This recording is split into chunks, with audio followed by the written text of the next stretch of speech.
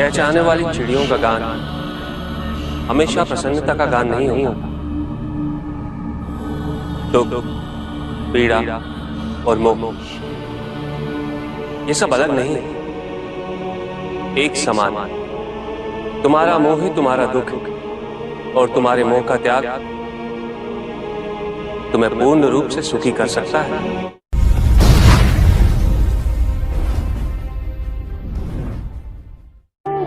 पूजित का साक्षात सामने होना मन को भटकने नहीं देता, किंतु जो सच्चे भक्त हैं भगवान तो उनके मन में, उनके हृदय में निवास करते हैं। जिनके हृदय में श्रद्धा है उनके लिए पूजा करने हेतु अपने आराध्य का साक्षात सामने होना अनिवार्य नहीं।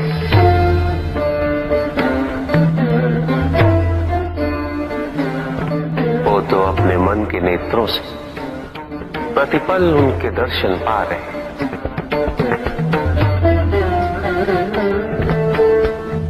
उनकी प्रत्येक अनुभूति में भगवान है।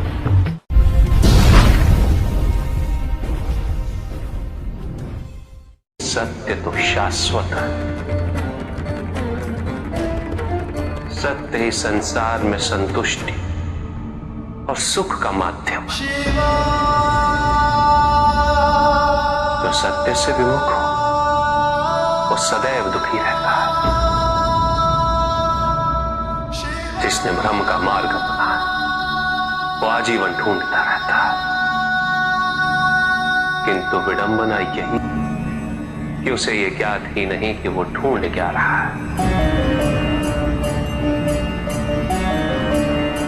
सत्य तो यही कि तुम एक दैव्य अंश हो।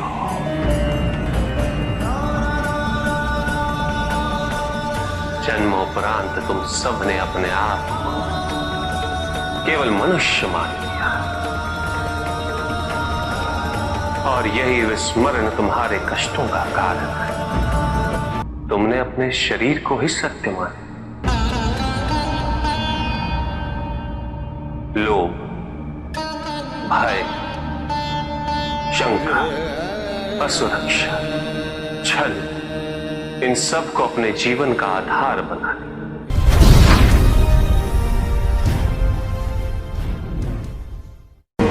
महाशिवरात्रि का व्रत विशेष फलों को प्रदान करने वाला है।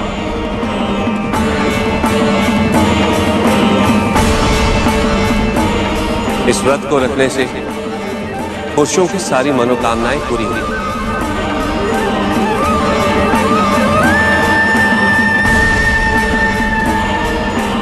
सुहागन स्त्रियों का सुहाग हमेशा बना रहे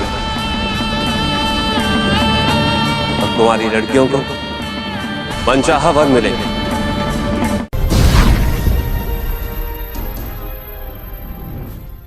पुत्र और पुत्री में भेद करना उचित नहीं, किंतु तब भी कुछ व्यक्ति ऐसी मूर्खता कर बैठते हैं क्योंकि वो कन्या की महिमा से अपरिचित है, क्योंकि वो ये समझ ही नहीं पाते कि कन्या का सम्मान करना प्रत्येक व्यक्ति का धर्म है, क्योंकि कन्या जीवनदायिनी है, वो जननी है और जननी तो केवल सत्कार के योग्य होती है, उपेक्षा की नहीं। उसका तिरस्कार नहीं किया जाता। एक कन्या विवाह के पश्चात दो कुलों को जोड़ती है। परिवार की स्थापना है तो एक कन्या की भूमिका पुरुष से कहीं अधिक महत्वपूर्ण होती है। और जब परिवार से परिवार जुड़ते हैं तो समाज की स्थापना होती है।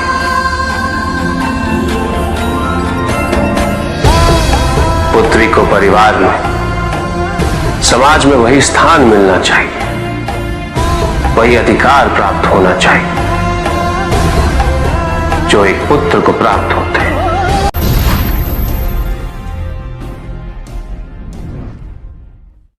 प्रेम क्या है? बताइए महादेव, कृपया बताएं कि प्रेम का रहस्य क्या है? क्या है इसका वास्तविक स्वरूप? क्या है इसका भविष्य? प्रेम क्या है ये तुम पूछ रही हो पार्वती? कि प्रेम का रहस्य क्या है? प्रेम का स्वरूप क्या है?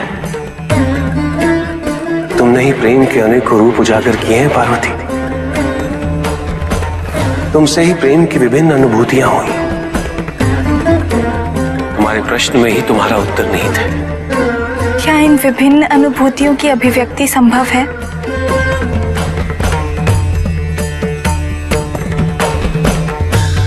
सती के रूप में जब तुम अपने प्राण त्याग मुझसे दूर चली गई,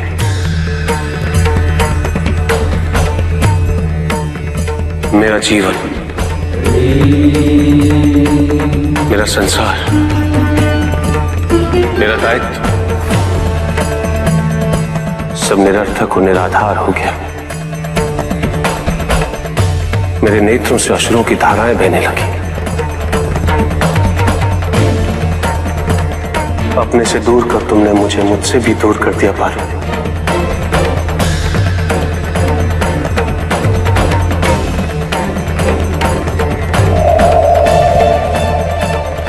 यही तो प्रेम है पार्वती। तुम्हारे अभाव में मेरे अधूरेपन की अति से इस सृष्टि का पूर्ण हो जाना, यही प्रेम है। तुम्हारे और मेरे पुनः मिलन करवाने हेतु इस समस्त ब्रह्मांड का हर संभव प्रयास करना, हर संभव षड्यंत्र रचना।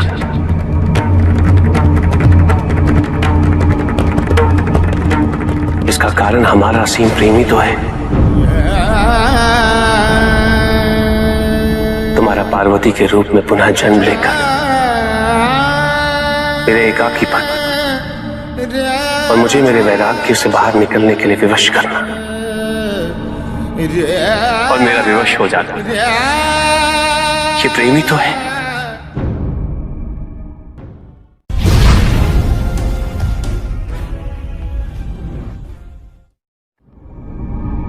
चंद्रमा उसी जल में प्रतिबिंबित होता है जो जल शांत स्थिर। यही तो समस्या होती है मन की। मन कभी भी शांत नहीं हो पाता। जहां शांति नहीं वहां कुछ भी नहीं रुकता।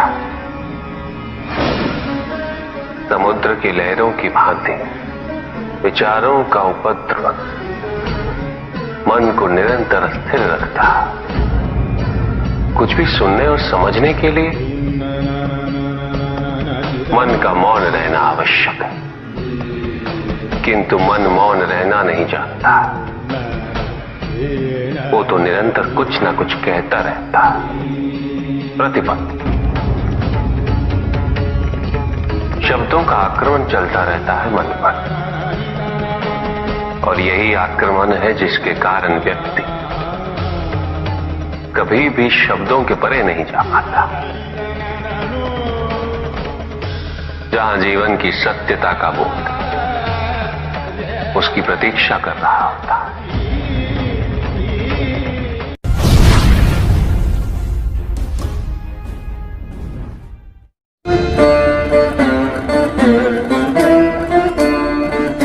मैं वो हूं जो नहीं है,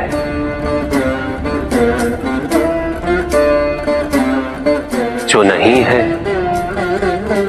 वो मैं हूं।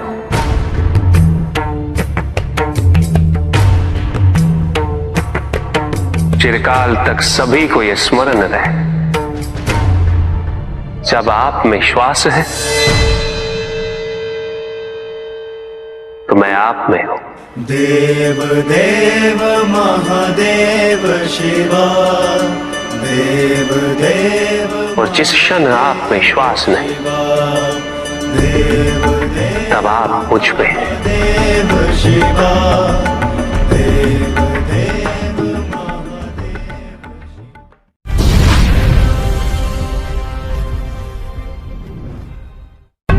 सत्य को जानने के लिए वन में जाना अनिवार्य नहीं है।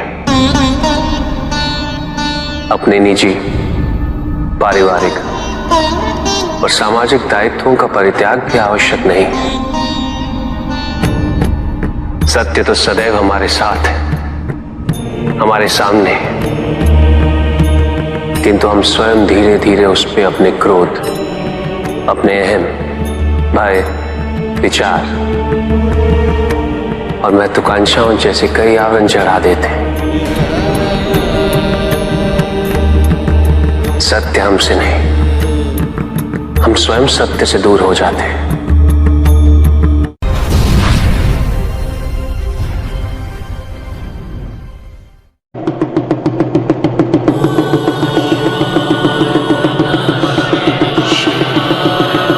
जहां न अमृत, न विष, न सुख, न दुख, न स्वर्ग, न नरक, वही परम आनंद है। उसी परम आनंद तक की यात्रा है तुम्हारी। ये यात्रा आनंद के सानिध्य की है, ये यात्रा सानिध्य के आनंद की है। और इस यात्रा में मैं प्रतिपल तुम्हारे साथ हूं। मुझे ढूंढो मत, केवल पहचानो, तुम ही मैं हूं, मैं ही तुम। हर आरंभ का मैं ही अंत हूं और हर अंत सदैव मेरा ही आरंभ होगा। देव देव